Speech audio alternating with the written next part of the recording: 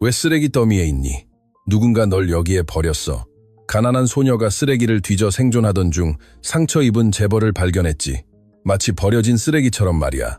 그 만남은 그녀의 운명을 영원히 바꿀 거야. 이야기가 시작되기 전에 여러분이 이 이야기를 어디에서 시청하고 있는지 댓글로 알려줘. 이 이야기가 즐거웠으면 좋겠어. 구독하는 것도 잊지 마. 저녁 햇살이 쌓여있는 쓰레기 산 위로 무겁게 내리쬐고 있었다. 김지우는 작은 맨발은 흙투성이가 되어 거칠어졌고 깨진 유리 조각과 녹슨 금속 사이를 조심스럽게 걸으며 어스름한 빛 아래에서 빛날 만한 물건을 찾고 있었다.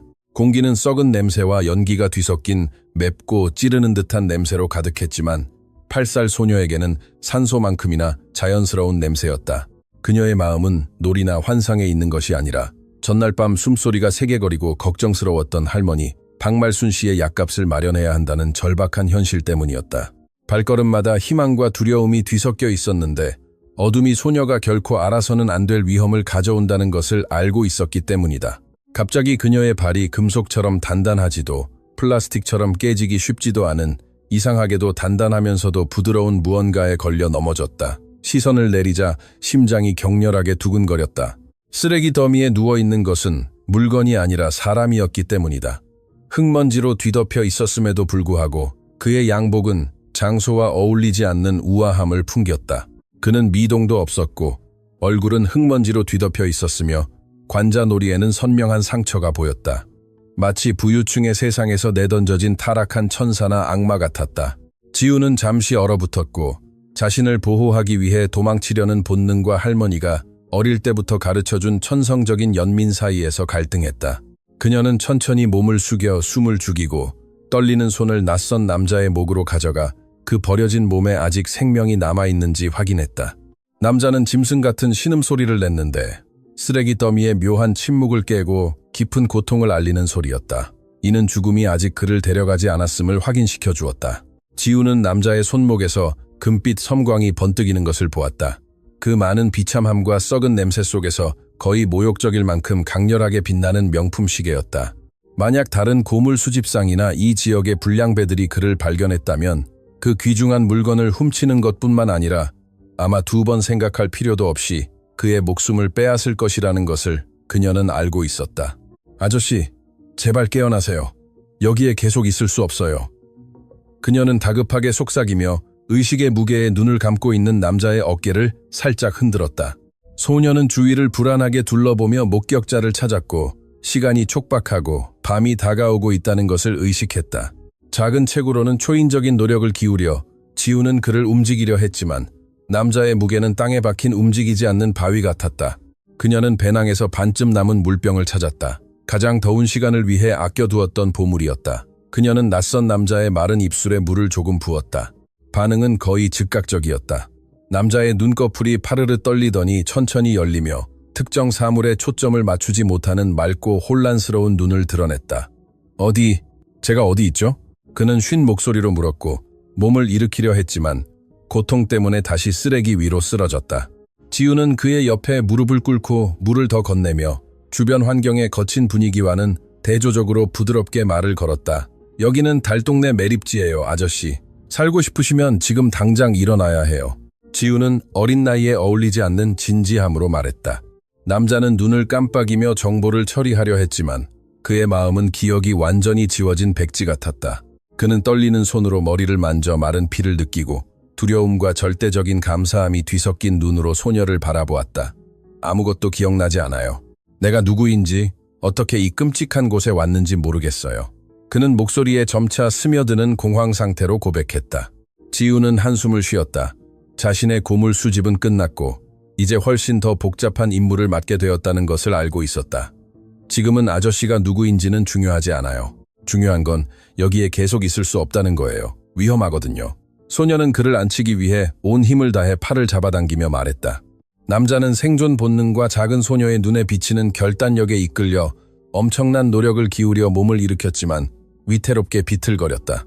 지우는 그의 팔 아래에 서서 인간 목발이 되어 주었고 그들은 쓰레기 미로를 천천히 걸어가기 시작했다. 발걸음마다 중력과 고통에 대한 승리였고 그림자는 더욱 길어져 그들을 완전히 집어삼킬 듯 위협했다. 소녀는 그녀만이 아는 숨겨진 길로 낯선 남자를 안내하며 악의적인 눈들이 숨어 있을 수 있는 주요 도로를 피했다. 가는 동안 그들 사이의 침묵은 남자의 거친 숨소리와 발 아래 쓰레기가 부서지는 소리 외에는 아무것도 없었다. 아가씨, 이름이 뭐니? 그는 웅얼거렸고 기억이 심하게 흐트러지는 동안 어떤 현실에 매달리려 했다. 김지우예요. 그녀는 길에서 눈을 떼지 않고 위험을 알릴 수 있는 이상한 소리에 주의를 기울이며 대답했다. 고마워, 지우야. 남자는 중얼거렸고 자신의 삶이 그 연약한 존재에게 전적으로 달려있다는 것을 깨닫고 감정의 물결이 밀려왔다. 그녀는 대답하지 않고 그를 안전하게 피난처를 찾을 수 있는 유일한 곳으로 데려가는 데 집중했지만 할머니의 반응이 두려웠다. 쓰레기 매립지의 경계에 도착하자 멀리서 도시의 불빛이 켜지기 시작했다. 잊혀진 변두리에 사는 사람들에게는 닿을 수 없는 별처럼 보였다. 남자는 잠시 멈춰서서 찢어진 자신의 옷과 손목의 시계를 마치 낯선 사람의 물건인 양 바라보았다. 내가 범죄자일까요? 그는 자신의 기억 상실이 어두운 과거를 숨기고 있을 가능성에 괴로워하며 소녀에게 물었다. 지우는 혼란으로 가득 찬 그의 푸른 눈을 바라보며 직관적인 확신을 가지고 고개를 저었다. 범죄자들은 눈빛에 두려움이 없어요, 아저씨. 하지만 아저씨는 겁에 질려 있으니 분명 어려움에 처한 좋은 분일 거예요. 그들은 흙길을 따라 계속 걸었고 양철과 나무로 만든 소박한 집들이 서 있었다. 개들은 그들이 지나갈 때 짖었고 커튼이 살짝 움직이며 낯선 커플에 대한 이웃들의 호기심을 드러냈다. 지우는 발걸음을 재촉했다. 남자의 무게가 어깨에 점점 더 견디기 힘들었지만 그를 넘어뜨리지 않으려고 애썼다. 그녀는 할머니 박말순 씨가 낯선 사람, 특히 문제를 일으킬 수 있는 사람을 데려온 것에 화를 낼 것이라는 것을 알고 있었지만 다른 선택의 여지가 없었다. 자선은 감당할 수 없는 사치였지만 인간성은 포기할 수 없는 것이었다. 마침내 그들은 막다른 골목 끝에 있는 작은 집에 도착했고 나무 문 틈새로 따뜻한 불빛이 새어나왔다. 지우는 아픈 할머니를 놀라게 하지 않으려 조심스럽게 문을 밀고 부드러운 목소리로 도착을 알렸다. 할머니, 저예요. 도와줄 사람이 필요해서 데려왔어요. 그녀는 남자가 집이라는 상대적인 안전지대로 들어서는 것을 도우며 말했다. 오래된 의자에 앉아 옷을 꿰매던 박말순 할머니는 고개를 들었고 놀라움과 함께 경계심 어린 눈으로 그들을 바라보았다. 무슨 짓을 한 거니, 얘야? 노파는 힘겹게 일어나 느리지만 단호한 발걸음으로 그들에게 다가갔다. 힘에 지친 남자는 거실의 큰 부분을 차지하고 있는 낡은 작은 소파에 몸을 던졌다. 박말순 할머니는 날카로운 눈으로 그를 살폈다. 망가진 양복에 고급스러운 천과 그가 찬 비싼 시계를 알아차렸다. 이 남자는 누구고 왜 우리 집에 데려온 거니? 지우야? 할머니는 엄한 목소리로 물었지만 그녀의 손은 이미 깨끗한 천을 찾고 있었다. 쓰레기 매립지에서 찾았어요, 할머니. 다쳐서 아무것도 기억 못해요. 거기서 죽게 내버려 둘 수 없었어요.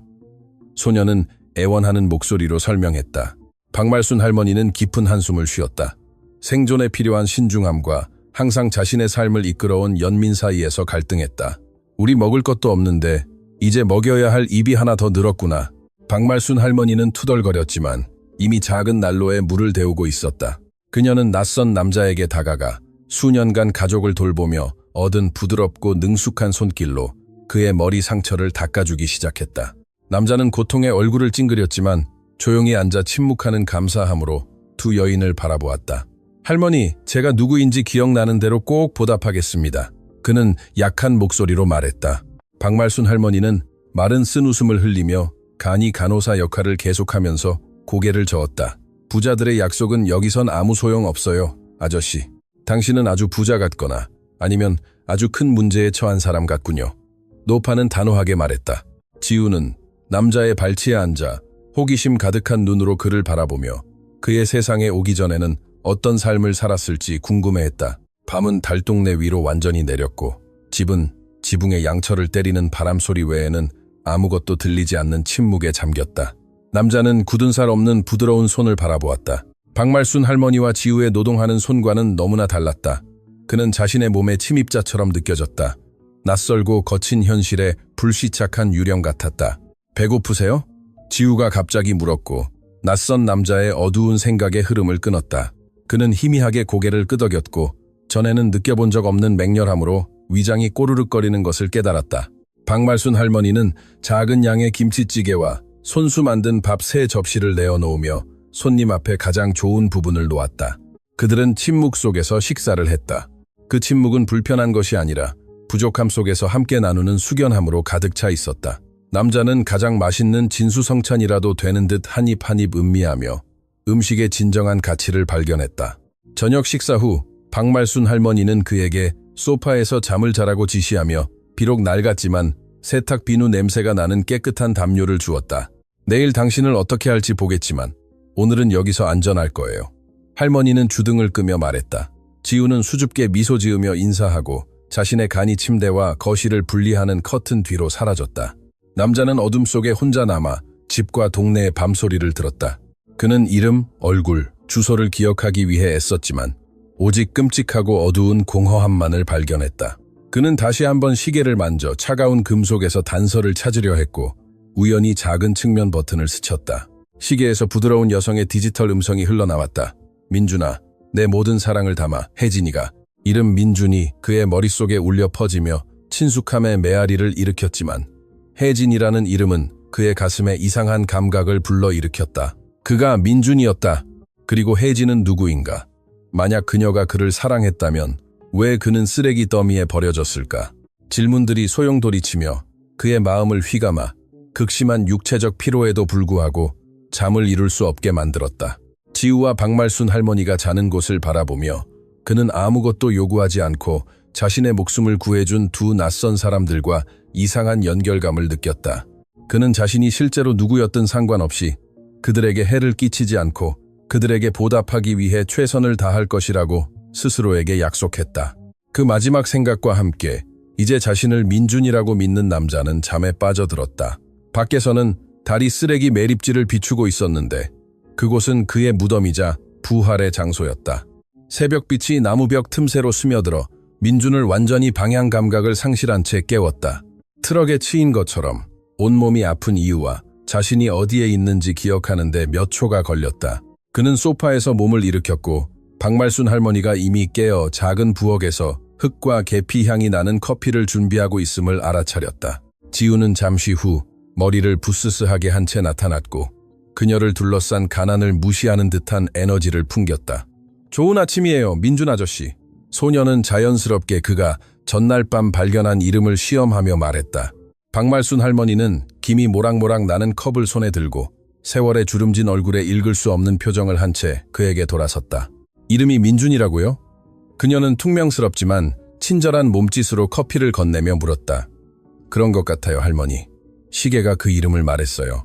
그는 녹음에 자신의 정체성을 기반으로 하는 것이 조금 우스꽝스럽다고 느끼며 대답했다. 노파는 고개를 끄덕이고 팔짱을 낀 채 그의 앞에 앉았다. 보세요, 민준 씨. 여기 오래 둘 순 없어요. 사람들이 수군거리고 내 손녀에게 문제를 일으키고 싶지 않아요. 민준은 할머니의 입장을 완벽하게 이해하고 그들에게 짐이 되는 것에 죄책감을 느끼며 고개를 끄덕였다. 알겠습니다, 박말순 할머니. 오늘 당장 떠나도록 노력하겠습니다. 시내 중심가가 어디인지 알기만 하면 됩니다. 그는 몸을 일으키려 했다. 그러나 몸을 일으키자마자 극심한 현기증이 그를 갑자기 앉게 했고 세상이 현기증 나게 빙글빙글 돌았다. 박말순 할머니는 혀를 차며 다가가 그의 이마에 시원한 손을 얹었고 즉시 상황을 진단했다. 이러고는 아무데도 못 가요. 약하고 지금 밖에 나가면 그 상처가 감염될 수 있어요. 지우는 애원하는 눈으로 할머니를 바라보았다. 박말순 할머니는 마음속으로는 그런 상태의 사람을 쫓아낼 수 없다는 것을 알고 있었다. 할머니, 집에서나 텃밭에서 도와줄 수 있지 않을까요? 그렇게 자기 밥값을 벌면 되잖아요. 소녀는 영리하게 제안했다. 민주는 다시 한번 부드러운 손을 보고 두 여인을 바라보며 내면에서 솟아나는 결단력을 느꼈다. 무엇이든 할게요. 기생충처럼 살고 싶지 않아요. 필요한 건 뭐든지 배우겠습니다. 그는 단호하게 약속했다. 박말순 할머니는 몇 초간 그를 뚫어져라 바라보며 그의 푸른 눈에 비치는 진심을 평가한 후 체념한 한숨을 쉬었다. 좋아, 며칠 더 있어도 되지만 이래야 할 거야. 할머니는 작은 뒷마당을 가리키며 단호하게 말했다. 그날 민주는 가난 속에서의 삶이 풀타임 노동이라는 것을 발견했다. 부족함에 맞서는 끊임없는 투쟁이었다. 그는 우물에서 물을 뺏는 법을 배웠는데 몇 분 만에 팔이 떨리고 손이 아파왔다. 지우는 그의 서툰 모습을 친절하게 웃어주며 인내심 있게 그를 인도하고 등을 다치지 않는 요령을 알려주었다. 육체적인 고통에도 불구하고 민주는 물통이 가득 찬 것을 보며 이상한 만족감을 느꼈다. 만지고 느낄 수 있는 실제적인 성취였다. 오후에 박말순 할머니가 쉬는 동안 지우는 민준을 집 뒤에 부족한 땅에서 가꾸는 작은 텃밭으로 데려갔다. 그녀는 그에게 잡초와 채소를 구별하는 법을 가르쳐 주었고 식물들을 마치 자기만의 개성을 가진 사람들처럼 이야기했다. 이건 박하예요. 배 아플 때 좋아요. 그리고 이건 토마토인데 아직 푸르죠. 그녀는 열정적으로 설명했다. 민주는 매료되어 들었고 그 소녀가 책이나 학교에서는 찾을 수 없는 지혜를 가지고 있음을 깨달았다. 그는 자신에게 아이가 있는지, 그런 순간을 누군가와 공유한 적이 있는지 궁금했지만 그의 기억은 여전히 뚫을 수 없는 벽이었다. 밤이 다시 찾아왔고 낡은 부엌 식탁 주변에서 더 친밀한 대화가 오갔다. 가족에 대해 아무것도 기억나지 않아요? 박말순 할머니는 그가 개걸스럽게 먹는 모습을 보며 물었다.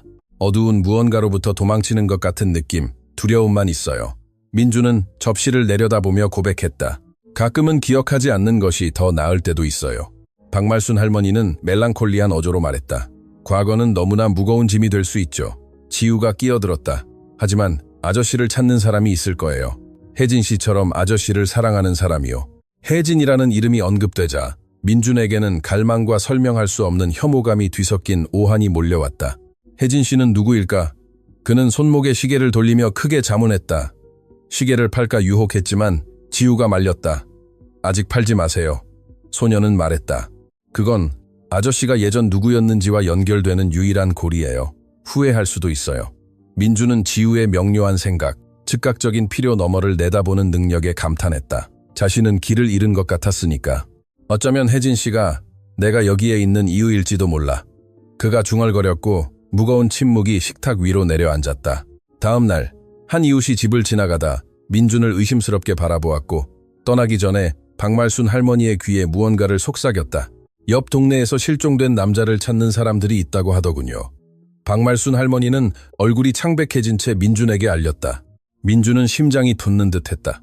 깨어났을 때 느꼈던 본능적인 두려움이 실제적인 위협으로 구체화되었다. 자수해야 할까요? 어쩌면 가족이 나를 찾고 있을지도 몰라요. 그는 제안했지만 그의 몸의 모든 세포는 그렇게 하지 말라고 소리쳤다. 만약 가족이라면 경찰에 갔겠죠. 골목을 뒤지고 다니지 않을 거예요. 박말순 할머니는 특유의 영리함으로 추리했다. 그들은 민준이 낮 동안 집 밖으로 나가지 않고 뒷마당이나 집 안에 숨어있기로 결정했다. 강제적인 감금은 그에게 할머니와 손녀 사이의 역학관계, 즉 서로에게 맹세한 무조건적인 사랑을 관찰할 시간을 주었다. 그는 지우가 박말순 할머니를 돌보고 약을 챙겨 먹는지 확인하며 박말순 할머니는 소녀에게 최고를 주기 위해 희생하는 것을 보았다. 그것은 돈과는 아무런 관련이 없는 부유함이었고 민주는 자신의 전생에서는 알지 못했던 충성심이었다. 두 분은 재벌인데 모르시는군요. 그는 어느 날 오후에 말했고 지우는 웃음을 터뜨렸다. 재벌들은 수영장과 차가 있어요. 우리는 지붕에서 물이 새요. 소녀는 웃으며 대답했지만 민주는 진지하게 고개를 저었다. 돈으로 살 수 없는 것을 가지고 있어요. 진정으로 서로를 가지고 있잖아요. 박말순 할머니는 의자에서 그를 바라보았고 민주는 처음으로 할머니의 얼굴에 진정한 미소를 보았다. 아무것도 잊어버린 사람치고는 빨리 배우는군요, 민준 씨. 그녀는 인정하는 듯이 말했다. 그날 밤 민주는 낯선 사람이라는 느낌보다 빚진 보호자라는 느낌을 받으며 조금 더 잘 잤다.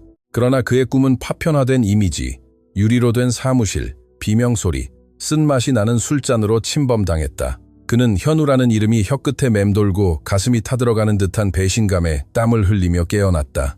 그는 일어나 물을 마시러 갔고 어둡고 외로운 거리를 창밖으로 내다보았다.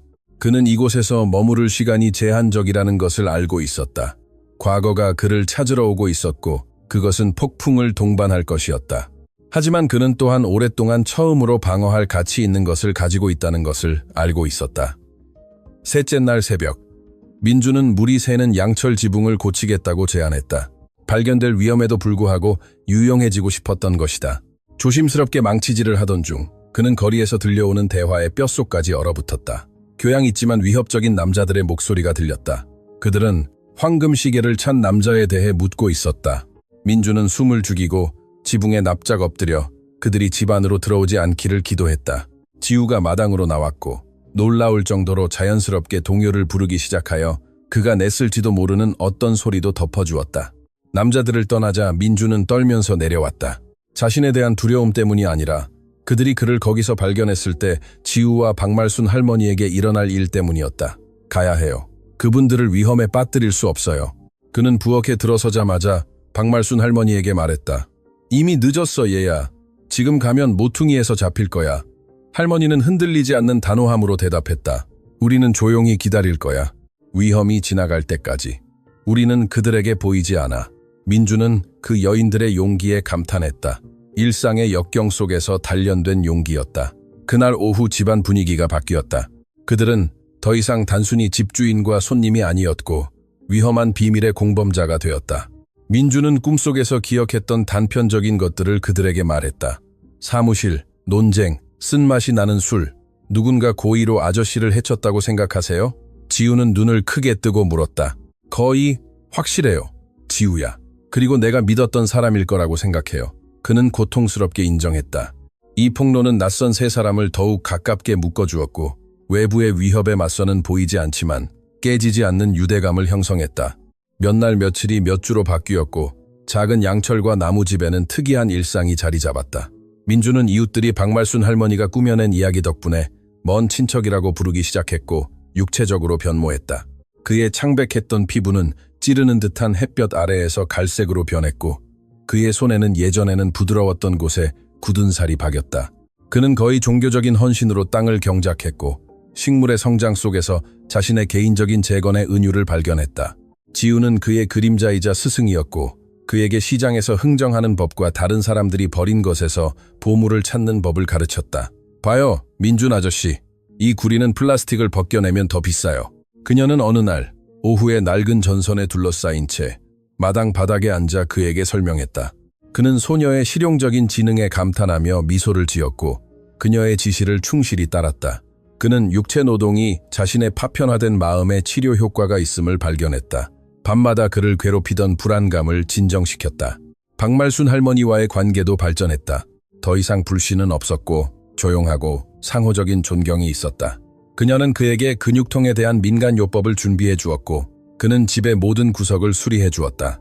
그러나 양복 입은 남자들의 위협은 여전히 잠재되어 있었고 수평선에서 사라지기를 거부하는 먹구름 같았다. 민주는 주요 도로로 나가는 것을 피했고 항상 지우가 구해준 낡은 모자를 쓰고 자신의 모습을 숨겼다. 때때로 그는 이전 삶을 되찾고 답을 찾고 싶은 유혹을 느꼈지만 자신이 찾은 평화를 잃을까봐 두려워 멈췄다. 다른 삶이 그립지 않으세요? 지우가 어느 날 토마토에 물을 주면서 물었다. 토마토는 이미 붉어지기 시작했다. 기억나지 않는 것을 그리워할 수는 없어, 지우야. 하지만 내가 누구인지 알았던 느낌은 그리워. 그는 사색적으로 대답했다. 어느 날 오후 박말순 할머니가 옥수수를 까는 것을 돕던 중 할머니가 약간 현기증을 느끼셨고 민주는 크게 놀랐다. 약 드셨어요, 박말순 할머니? 그는 걱정스러운 얼굴로 팔을 붙잡고 물었다. 비싸요, 얘야. 약값보다 우리가 잘 먹는 게 낫지. 그녀는 잔인한 솔직함으로 인정했다. 민주는 죄책감과 좌절감을 느꼈다. 그는 손목에 수천만 원짜리 시계를 차고 있었지만 발견될 위험 때문에 팔 수 없었다. 그날 밤 그는 자신을 노출시키지 않고 도울 방법을 찾겠다고 맹세했지만 어떻게 해야 할지는 몰랐다. 지우와의 유대감은 날마다 강해졌다. 그녀는 그에게 자신을 버린 부모에 대해 이야기했고 그는 그녀가 잠들기 전에 환상적인 이야기를 지어냈다. 그는 소녀가 한 번도 가져보지 못한 아버지 같은 존재가 되었고 그녀는 그가 기억 어딘가에서 잃어버렸다고 느끼는 딸이 되었다. 돈을 되찾으면 세상의 모든 책을 사줄게. 그는 어느 날 밤 약속했다. 아저씨가 여기 계속 있으면서 직접 이야기를 들려주는 게 더 좋아요. 그녀는 말했고 그는 할 말을 잃었다. 그 집에서 자라나는 사랑은 팔팝을 외부의 비참함에 대한 방패였다. 그러나 외부 세계는 그들의 피난처를 침범하는 잔인한 방식이 있었다. 어느 날 아침, 민주는 양복 입은 남자 중 한 명이 동네 구멍가게 주인과 이야기하는 것을 보았다. 그는 날카로운 옆모습과 오만한 자세를 알아보았다. 그는 자신의 옛 회사 경호원 중 한 명이었고 그 기억이 그의 마음을 번개처럼 강타했다. 심장이 격렬하게 뛰는 채로 안으로 달려가 박말순 할머니와 지우에게 숨으라고 경고했다. 그들은 불을 끈 채 몇 시간 동안 조용히 앉아 낯선 발걸음이 다가왔다가 멀어지는 소리를 들었다. 지우의 눈에 비친 두려움은 민준의 차가운 분노를 불러일으켰다. 그는 아무도 그들에게 해를 끼치도록 내버려 두지 않을 것이었다. 가야 해요, 박말순 할머니. 그들에게 그분들을 노출시키고 있어요. 그는 위험이 지나간 것처럼 보이자 속삭였다. 지금 가면 그들은 당신을 죽일 것이고 아무도 무슨 일이 있었는지 알지 못할 거예요. 할머니는 흔들리지 않는 단호함으로 반박했다. 여기서 우리는 당신을 돌보고 당신은 우리를 돌봐줘요. 그게 바로 가족이 하는 일이죠. 가족이라는 단어가 공중에 울려 퍼지며 피보다 진한 약속을 봉인했다. 민주는 남기로 결정했지만 도피가 아닌 방어 전략을 세우기 시작했다. 그는 낡은 노트에 자신이 기억하는 모든 것을 적기 시작했다. 숫자, 이름, 암호의 단편들이 섬광처럼 그의 마음에 나타났다. 어느 날 그는 준호 건설이라고 썼고 그 이름은 그에게 눈을 멀게 하는 두통을 주었지만 동시에 확신을 주었다. 저게 내 회사예요. 그는 떨리는 손으로 지우에게 종이를 보여주며 말했다. 그럼 사장님이셨네요. 그녀는 눈을 크게 뜨고 말했다. 어쩐지 텃밭에서 일을 그렇게 못하시더니. 둘 다 웃었다. 쌓였던 긴장감을 조금이나마 풀어주는 불안한 웃음이었다. 그러나 박말순 할머니의 건강은 민준이 수확한 것으로 식사를 개선하려는 노력에도 불구하고 미묘하게 계속 악화되고 있었다. 밤마다 계속되는 기침이 그녀를 괴롭혔고 민준은 걱정스러운 마음으로 그녀의 잠을 지키며 몇 시간씩 깨어 있었다. 그는 시간이 부족하다는 것을 깨달았다. 자신을 쫓는 사람들 때문만이 아니라 자신을 받아준 여인의 삶의 연약함 때문이기도 했다. 그는 어떤 대가를 치르더라도 진짜 의사를 구하기 위해 자신의 자유를 걸기로 결정했다. 어느 날 박스 수거 작업을 하던 중 지우가 낡은 신문을 발견하고 급하게 민준에게 보여주었다. 사회면에 우아한 여인과 웃는 남자의 사진이 기업인, 동업자, 실종의 애도라는 제목 아래 있었다. 민준은 사진을 보고 구역질이 났다. 강혜진과 정현우였고 그들의 미소는 약탈자의 가면처럼 보였다. 저 사람들이에요. 그는 차가운 목소리로 말했다. 내 아내와 가장 친한 친구. 지우가 그의 손을 잡았다. 나쁜 사람들이에요? 그녀가 물었다. 나쁜 것보다 더 나빠, 지우야. 그들은 배신자야. 이 폭로는 분노와 명료함이 뒤섞인 감정을 가져왔다. 이제 그는 누가 적이며 왜 그를 찾고 있는지 알았다. 그들은 그가 돌아오기를 원하지 않았다. 그들은 그의 모든 것을 차지하기 위해 그가 결코 돌아오지 않도록 확실히 하고 싶었던 것이다.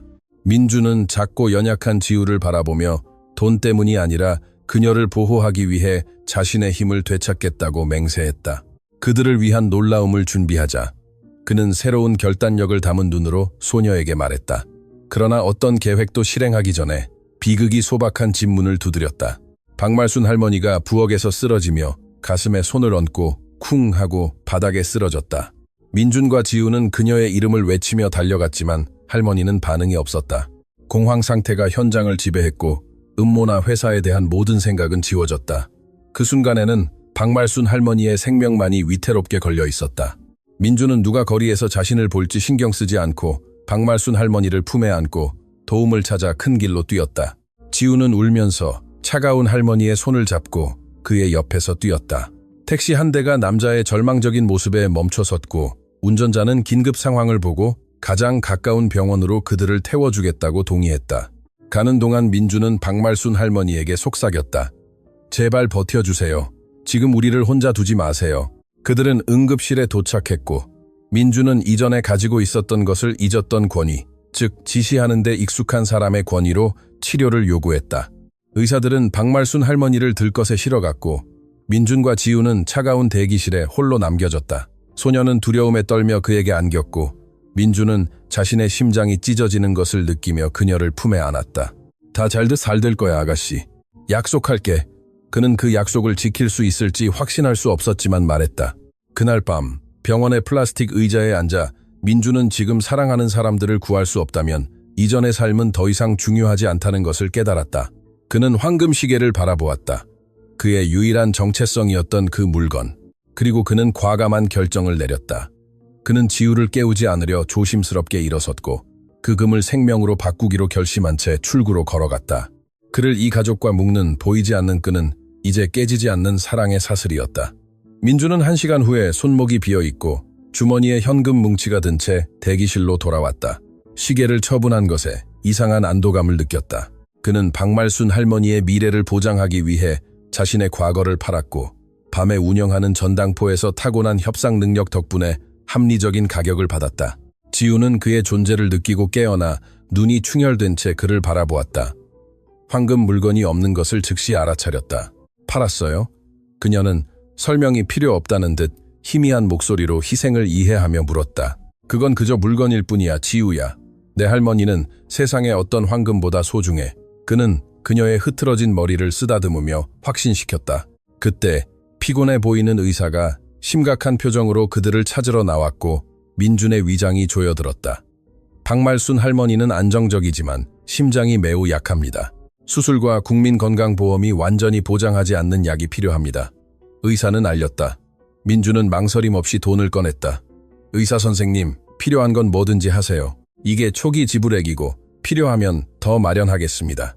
의사는 돈을 보고 민준을 바라보았다. 노숙자 같은 모습과 그의 자원 사이의 불일치에 놀랐다. 좋습니다. 수술실을 준비하겠습니다. 하지만 그 연세에는 고위험 수술이라는 것을 알아야 합니다. 지우는 한숨을 쉬었고 민준은 자신조차 간신히 유지하는 안정감을 그녀에게 전하며 힘껏 안아주었다. 다음 몇 시간은 고통스러운 시간이었고 불안감을 조롱하는 듯한 벽시계의 째깍거리는 소리가 이어졌다. 민준은 그 시간을 활용하여 더욱 잦아지고 선명해지는 기억의 섬광에 대해 숙고했다. 그는 마지막으로 명확하게 기억하는 르나타, 그의 딸의 얼굴을 떠올렸다. 그녀는 그를 실망스러운 눈으로 바라보고 있었다. 왜 그렇게 바라보았을까? 그 기억의 고통은 어떤 육체적 상처보다도 날카로웠다. 그는 자신이 부재한 아버지였고 야망과 사업에 사로잡혀 본질적인 것을 등한시했던 남자였다는 것을 깨달았다. 이것을 벗어나면 모든 것을 바로잡을 거야. 그는 다시 무릎에 잠든 지우를 바라보며 스스로에게 맹세했다. 박말순 할머니의 수술은 새벽까지 이어졌고 모두를 긴장하게 만들었다. 마침내 의사가 긍정적인 소식을 가지고 나왔을 때 민준은 엄청난 부담을 덜어낸 듯한 느낌을 받았다. 수술이 잘 됐습니다. 아주 강한 분이세요. 수술 의사가 피곤한 미소를 지으며 말했다. 지우는 기쁨에 뛰쳐나가 민준을 안았고 그 포옹 속에서 그의 마음속에 무언가가 풀렸다. 소독제 냄새. 어쩌면 지나가던 간호사의 저렴한 향수 냄새가 기억의 홍수를 일으켰다. 그는 회의, 현우가 그에게 가짜 미소를 지으며 건넨 잔, 그리고 혜진의 말을 들었다. 이게 더 나아, 민준. 너무 스트레스 받아. 배신이 영화처럼 잔인하게 그의 눈앞에 펼쳐졌다. 사고도, 강도도 아니었다. 그것은 그에게 가장 가까운 두 사람에 의한 계획적인 살인 시도였다. 그는 깊은 구역질을 느꼈다. 육체적인 것이 아니라 도덕적인 구역질이었다. 인간 악의 거대함을 이해했기 때문이었다.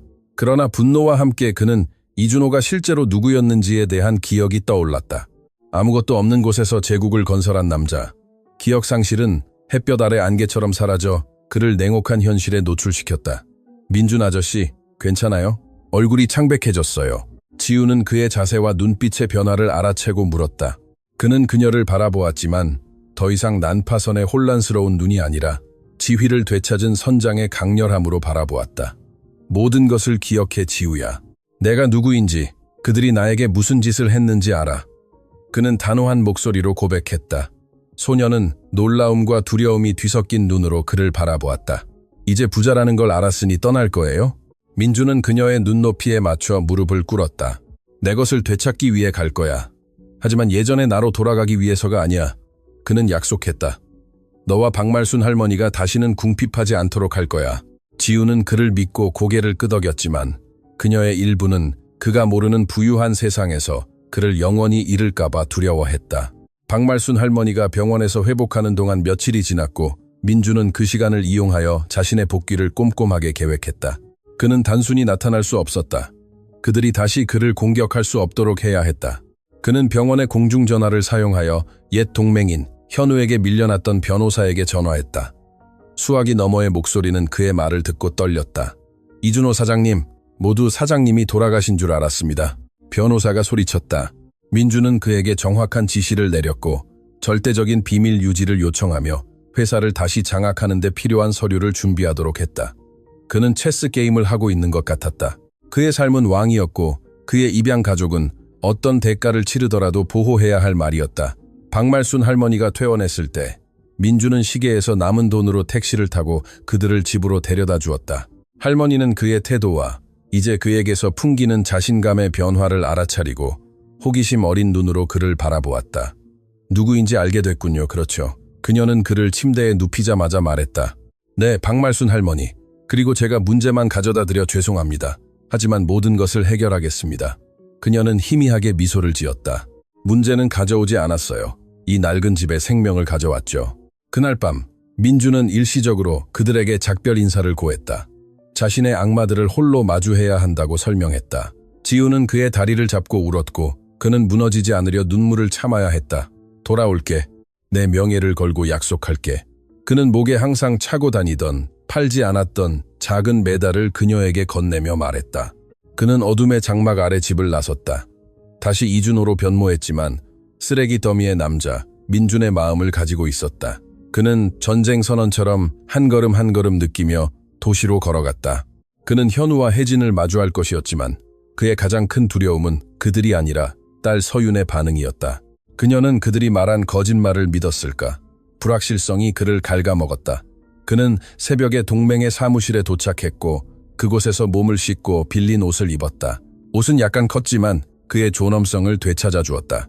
거울을 보니 다른 남자가 보였다. 흰머리가 늘었고 눈가의 주름은 더 깊어졌지만 그의 눈빛에는 예전에는 없었던 인간미가 있었다. 그는 준비가 되었다.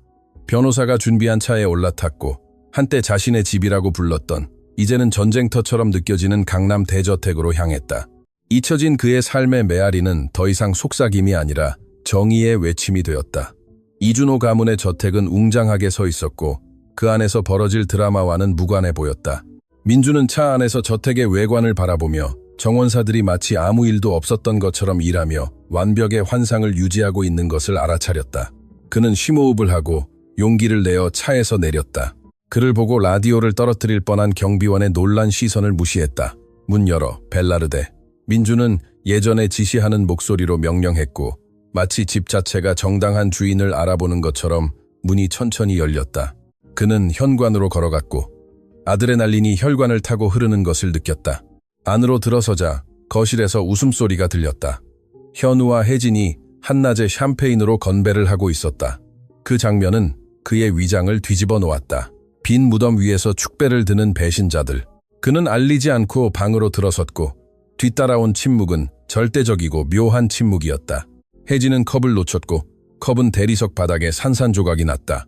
현우는 시체처럼 창백해졌다. 놀랐나?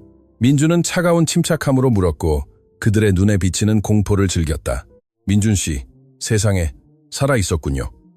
혜진은 안도한 아내 연기를 하려 했지만 두려움이 그녀를 배신했고 더듬거렸다. 연극은 그만둬 혜진. 모든 것을 기억해. 그가 단호하게 그녀를 끊었다. 현우는 손을 들고 다가오려 했다. 친구, 얼마나 자네를 찾았는지 몰라. 우리는 절망적이었어. 민주는 쓴 웃음을 지었다. 내가 죽었는지 확인하려고 찾았겠지, 아마도. 대결은 긴장되고 언어적으로 폭력적으로 변했다. 민주는 배신의 모든 세부 사항을 열거하며 그들의 거짓말을 하나하나 해체했다. 그는 변호사들이 이미 계좌를 동결하고 있으며 경찰이 살인 미수와 기업 사기 사건을 조사하기 위해 오고 있다고 알렸다. 혜진은 울기 시작했다. 이번에는 정말로 그녀의 사치스러운 세계가 무너지는 것을 보면서 울었고 현우는 쥐처럼 궁지에 몰려 출구를 찾았다. 그러나 민준에게 가장 중요한 것은 그 방에 없었다. 서윤은 어디에 있어? 그는 물었다. 방에 있어요. 서윤은 이 일에 끌어들이지 마세요. 혜진이 애원했다. 민주는 2계단씩 뛰어 올라갔고 전처의 비명을 무시했다. 그는 딸의 방문을 열었고 헤드폰을 끼고 혼란을 모르는 채 앉아있는 그녀를 발견했다. 그를 보자 15살 소녀는 헤드폰을 벗고 얼어붙었다. 아빠. 그녀는 속삭였고 그녀의 눈에서 민주는 그들이 심어놓은 의심을 보았다. 아빠가 미쳤다는 게 사실이에요? 엄마가 도망쳤다고 했는데. 민주는 침대 가장자리에 앉아 존중하는 거리를 유지했다. 내 엄마와 현우가 너에게 거짓말을 했어, 서윤. 하지만 나는 그들을 욕하기 위해 온 것이 아니라 너에게 진실을 말해주기 위해 왔단다. 그는 그녀에게 자신의 이야기를 들려주었다. 그녀를 보호하기 위해 가장 추악한 세부사항은 생략했지만 자신의 실종과 누가 그를 구해줬는지에 대해서는 솔직하게 말했다. 서윤은 정보를 처리하며 들었고 아버지의 손에 있는 상처와 그의 목소리에 진심을 보았다. 그리고 그 사람들, 그 아이와 할머니가 아무것도 요구하지 않고 아빠를 도와줬다고요? 그녀는 믿을 수 없다는 듯 물었다. 그들은 나에게 생명을 주었어, 서윤. 내가 아무것도 줄 수 없을 때 말이야. 그들은 나에게 진정한 가족이 무엇인지 가르쳐 주었어. 민주는 감격해서 대답했다. 소녀는 울기 시작했고 몇 년 동안 그들 사이에 존재했던 차가운 장벽을 허물며 아버지를 안았다. 그 포옹 속에서 민주는 가장 중요한 것을 되찾았다고 느꼈다. 그들은 경찰이 현우를 체포하러 도착했을 때 함께 계단을 내려갔다. 현우는 수갑이 채워지는 동안 헛된 위협을 외쳤다. 혜진은 소파에 앉아 패배한 채 연인이 끌려가고 남편과 딸이 실망한 눈으로 자신을 바라보는 것을 보았다. 내 집에서 나가, 혜진. 민준이 말했다. 내 변호사와 이야기해. 공정하게 줄 테니 여기서 너를 보고 싶지 않아. 오만함을 잃은 여인은 대저택을 떠났고 처음으로 자신의 행동에 대한 결과를 마주했다. 집은 침묵에 잠겼지만 이번에는 깨끗함과 새로운 시작의 침묵이었다. 그날 오후 민주는 서윤을 부엌으로 데려가 간단한 요리를 준비했다. 하인들의 도움을 거절했다. 그는 지우에게서 배웠던 것처럼 딸을 섬기고 돌보고 싶었다. 그분들을 만나볼 수 있을까요? 서윤이 갑자기 침묵을 깨고 물었다. 지우와 박말순 할머니를요. 민주는 엄청난 자부심을 느끼며 미소를 지었다. 물론이지. 하지만 비싼 신발은 여기에 두고 가야 할 거야. 흙 위를 걷는 곳으로 갈 거거든. 변두리로 가는 여행은 서윤에게 문화적 경험이었다. 그녀는 창밖으로 보이는 가난에 호기심과 경악이 뒤섞인 표정으로 바라보았다. 박말순 할머니 집에 도착했을 때 소녀와 할머니는 마당에 있었다. 지우는 민준을 보자마자 차로 달려갔고 그는 그녀를 안아 올리고 빙글빙글 돌았다. 약속 지켰어요? 그녀는 행복하게 소리쳤다. 민준은 지우를 내려놓고 두 소녀를 소개했다. 지우야, 이 아이는 서윤이야. 내 딸이야. 서윤아, 이 아이는 지우야. 내 또 다른 딸이야. 처음에는 만남이 서툴렀다. 서윤은 명품 옷 때문에 어색함을 느꼈고 지우는 솔직한 호기심으로 그녀를 관찰했다. 부자예요? 지우가 직설적으로 물었다. 서윤은 얼굴을 붉혔다. 아마도. 지우는 고개를 끄덕였다. 그건 중요하지 않아요. 중요한 건 재미있는지 아닌지예요. 지우의 단순함이 어색함을 깨뜨렸고 곧 두 사람은 전혀 다른 삶을 살았지만 이제는 엮인 그들의 삶에 대해 마당에 앉아 이야기하고 있었다. 박말순 할머니는 만족스러운 미소를 지으며 그 장면을 의자에서 지켜보았다. 민주는 그녀의 옆에 앉아 손을 잡았다. 내 딸을 되찾게 해주셔서 감사해요. 그는 속삭였다. 당신 스스로 구한 거예요, 민준 씨. 당신은 그저 약간의 도움만 필요했을 뿐이죠. 그녀가 대답했다. 그날 저녁 식사는 세계가 기묘하게 뒤섞인 자리였다. 민준이 주문한 피자와 박말순 할머니가 준비한 김치찌개를 먹으며 예상치 못한 가족의 결합을 축하했다. 그러나 민준은 그 길이 쉽지 않을 것임을 알고 있었다. 회사를 재건하고 이혼 문제에 대처하고 서윤의 감정적인 상처를 치유해야 했다. 하지만 딸이 지우와 함께 웃는 모습을 보자 그는 필요한 힘을 얻었음을 알았다. 그는 진실을 위해 비싼 대가를 치렀고 순수함과 맹목적인 신뢰를 잃었지만 진정으로 중요한 것이 무엇인지에 대한 명확한 비전을 얻었고 그 진실은 값을 매길 수 없었다. 서윤이 지우의 세계에 통합되는 것은 즉각적인 동화가 아니었다. 그것은 문화적 충돌과 고통스러운 학습으로 가득 찬 과정이었다.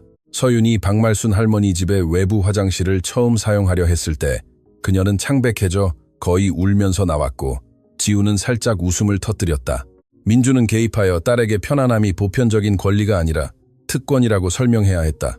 여기는 항상 물이 나오지 않아. 서윤아, 아껴 써야 해. 그녀가 수도꼭지를 너무 오랫동안 열어두었을 때 부드럽게 꾸짖었다. 반면에 지우는 주말에 민준의 대저택을 방문했고 공간과 침묵에 압도되었다. 방이 왜 이렇게 많아요? 2명밖에 안 사는데? 그녀는 텅 빈 복도를 걸으며 물었다.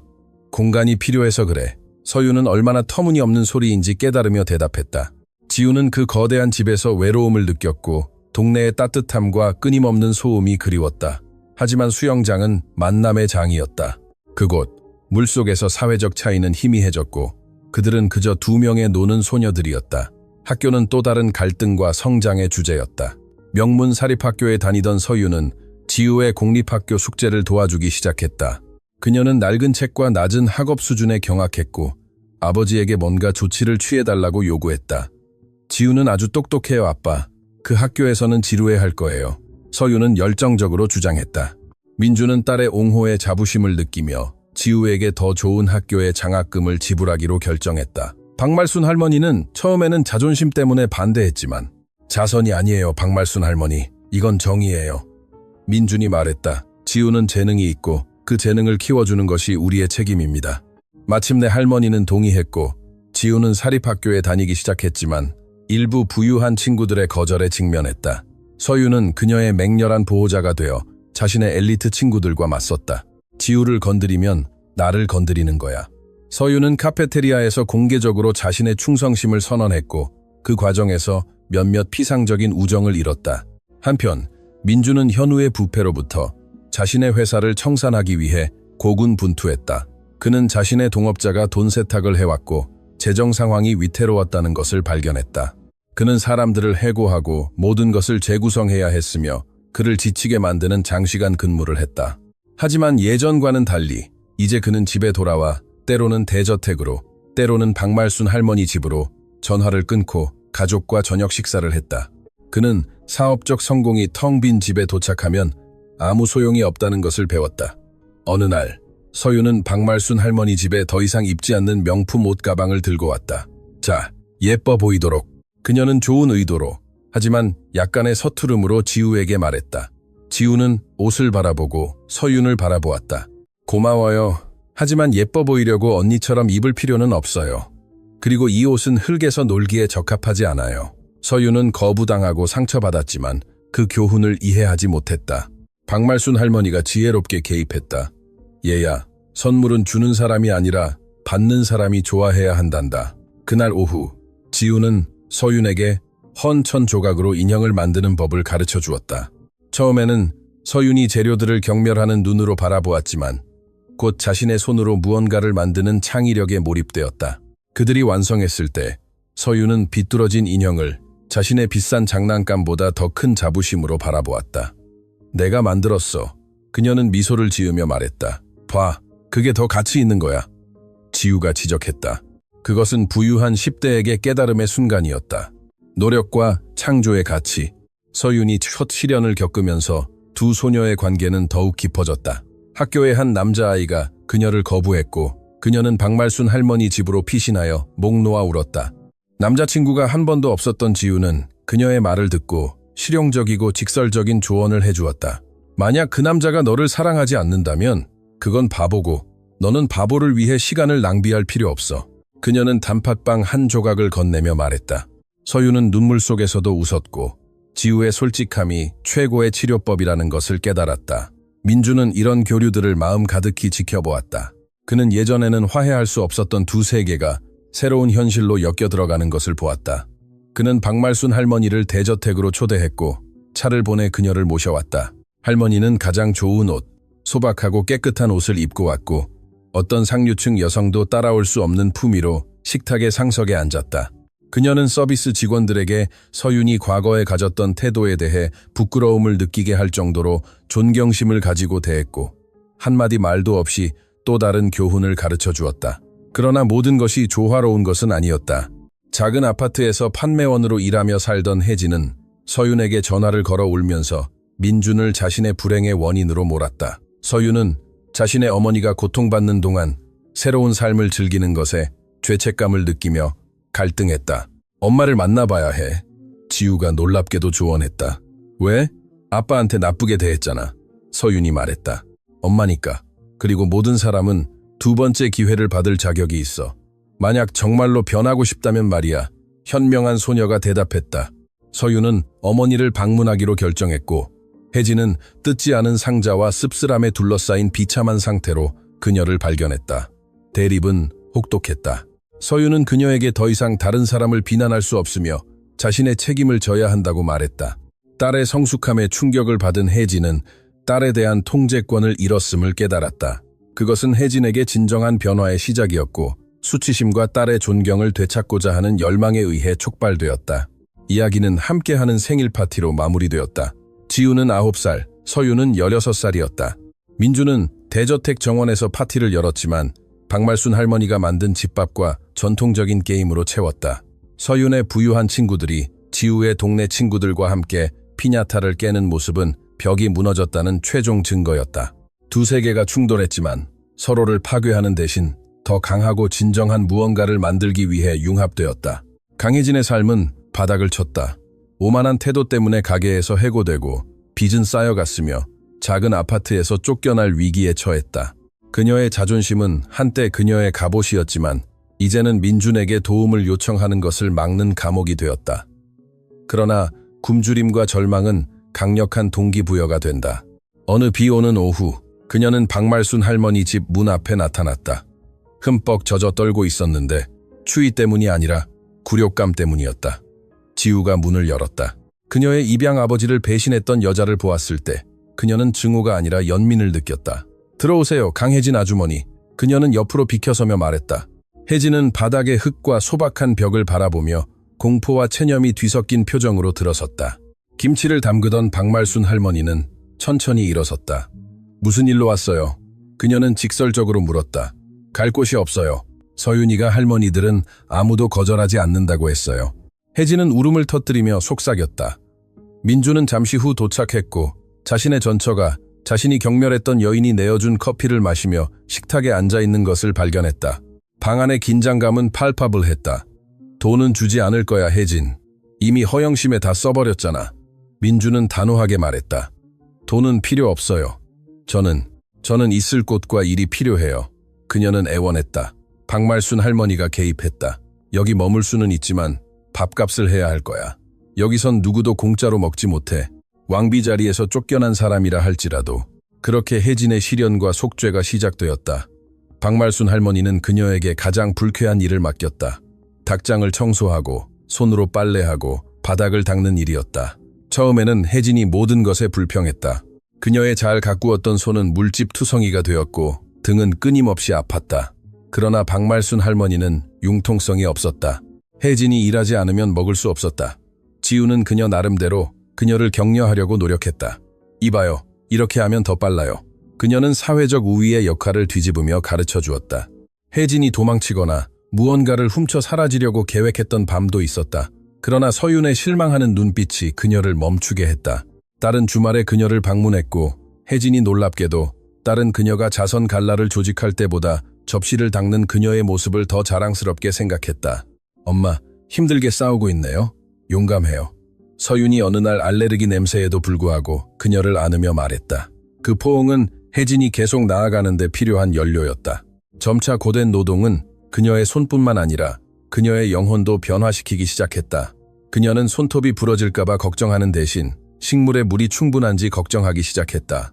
그녀는 조직에 대한 재능이 있음을 발견했고 박말순 할머니가 집의 비용과 텃밭 판매를 더 잘 관리하는 것을 돕기 시작했다.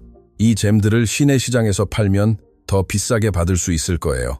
그녀는 어느 날 제안했고 박말순 할머니는 놀랍게도 시도해보기로 동의했다. 잼 사업은 적당한 성공을 거두었고 혜진은 처음으로 자신의 실제 노력으로 돈을 버는 만족감을 느꼈다. 민주는 처음에는 회의적으로 변화를 지켜보았지만 자신이 알던 피상적인 여인이 죽어가고 더 인간적인 누군가에게 자리를 내어주고 있다는 것을 인정해야 했다.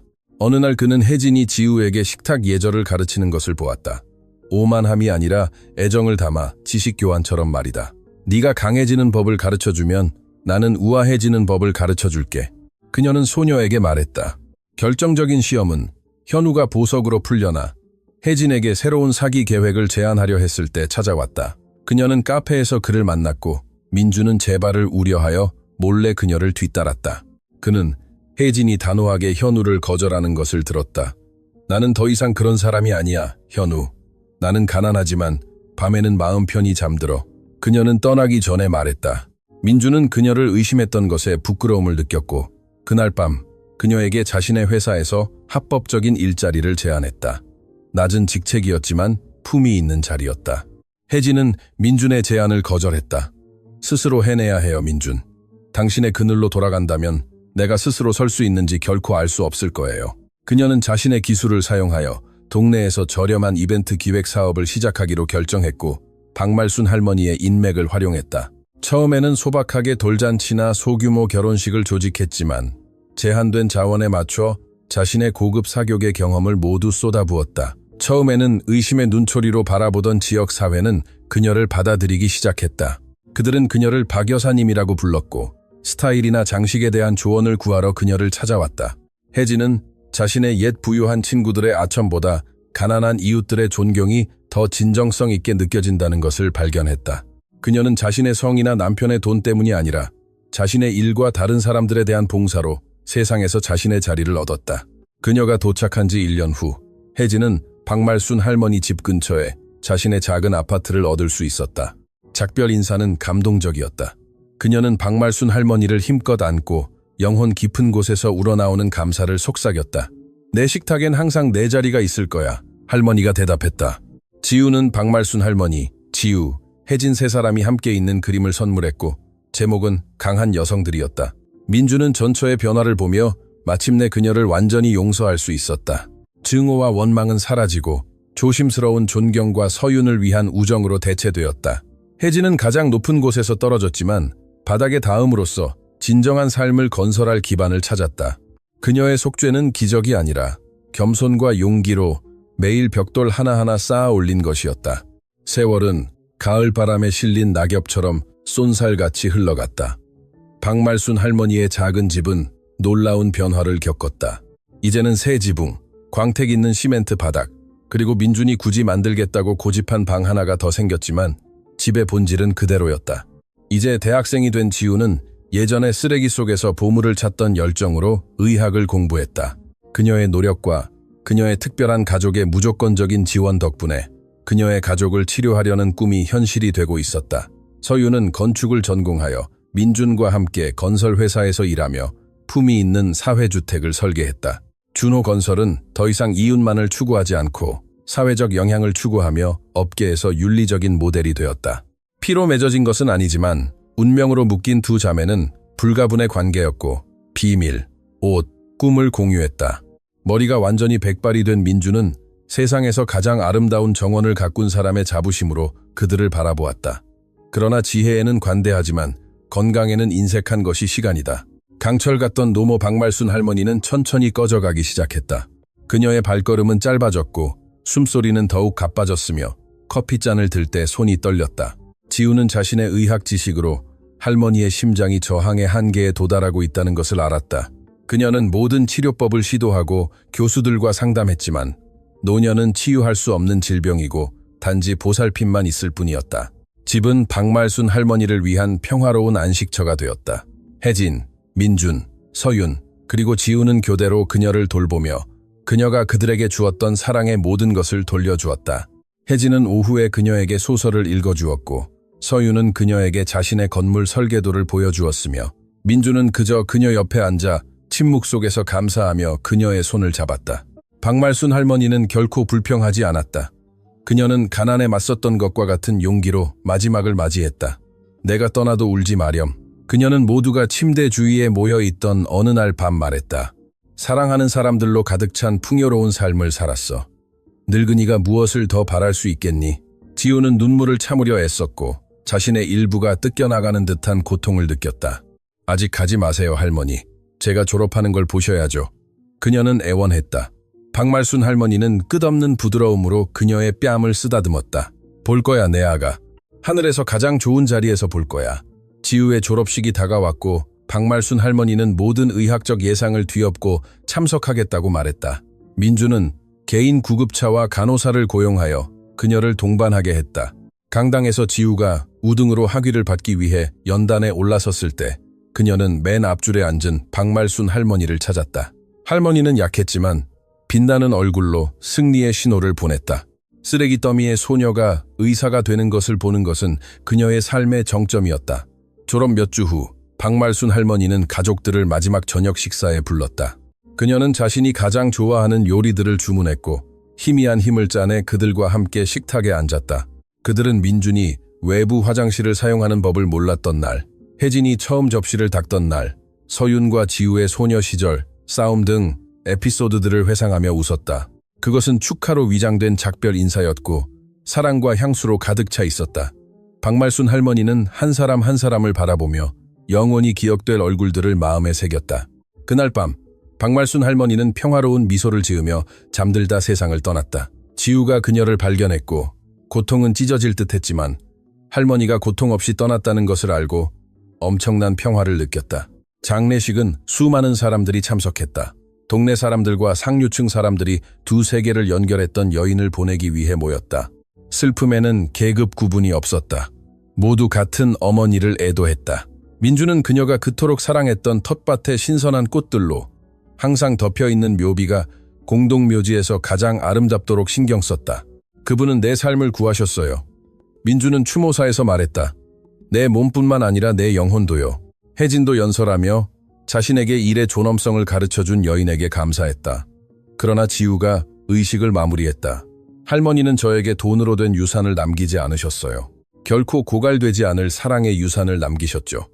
애도는 느린 과정이었지만 가족은 박말순 할머니가 가르쳐준 대로 서로를 지지하며 굳건히 단결했다. 집은 그녀 없이 텅 비었지만 그녀의 영혼은 모든 구석에, 커피 향 속에, 마당의 식물 속에, 가족의 단결 속에 있었다. 그들은 집을 팔지 않고 지우가 운영하는 무료 의료재단으로 만들기로 결정하여 지역사회를 돕겠다는 꿈을 이루었다. 삶은 언제나 그렇듯이 계속되었다. 지우는 이상주의적인 의사인 김태민을 만났고 그는 봉사에 대한 그녀의 열정을 공유했다. 그들은 병원 당직과 자원봉사 기간 동안 사랑에 빠졌다. 김태민이 그녀에게 결혼을 청했을 때 그는 박말순 할머니 집 뒷마당의 레몬나무 아래에서 청혼했다. 지우는 할머니가 이 착하고 소박한 남자를 인정했을 것이라는 것을 알고 받아들였다. 민주는 입양한 딸이 행복해하는 것을 보며 자신의 임무가 완료되었음을 느꼈다. 그는 순환을 마쳤다. 쓰레기 속에서 길을 잃었던 남자에서 비범한 가족의 가장이 되었다. 그는 하늘을 올려다보며 윙크했고 박말순 할머니가 천사들이 하늘을 충분히 깨끗하게 유지하지 못한다고 꾸짖는 모습을 상상했다. 삶의 순환은 죽음을 가져왔지만 동시에 새로운 삶의 약속도 가져왔다. 지우와 김태민의 결혼식은 사치스러움 때문이 아니라 넘치는 기쁨 때문에 그 해의 행사가 되었다. 그것은 박말순 할머니의 옛집, 이제는 말순 클리닉으로 변모한 곳의 정원에서 열렸다. 나무에는 전등이 걸려 있었고 의사, 건축가, 동네 이웃, 그리고 민준의 옛 동료들이 뒤섞여 앉은 긴 식탁들이 있었다. 그것은 박말순 할머니가 원했을 법한 인류의 모자이크였다. 민준은 지우의 팔짱을 끼고 눈물을 흘리며 제단으로 걸어갔다. 아름답구나 딸아. 그는 목이 메인 목소리로 말했다. 고마워요 아빠. 그녀가 대답했다. 그리고 그 아빠라는 단어는 너무나 자연스럽게 말해져서 민준이 받을 수 있는 최고의 선물이었다. 혜진과 서유는 맨 앞줄에 앉아 감격에 울었고 우아하게 그러나 화려하지 않게 옷을 입었다. 의식은 소박했고 세상에 함께 봉사하고 서로를 사랑하겠다는 약속에 초점을 맞췄다. 파티 동안 민주는 마이크를 잡고 건배를 했다. 몇 년 전 저는 이곳에 부서지고 기억을 잃은 채 도착했습니다. 한 소녀와 그녀의 할머니가 저를 받아주고 저를 고쳐주었습니다.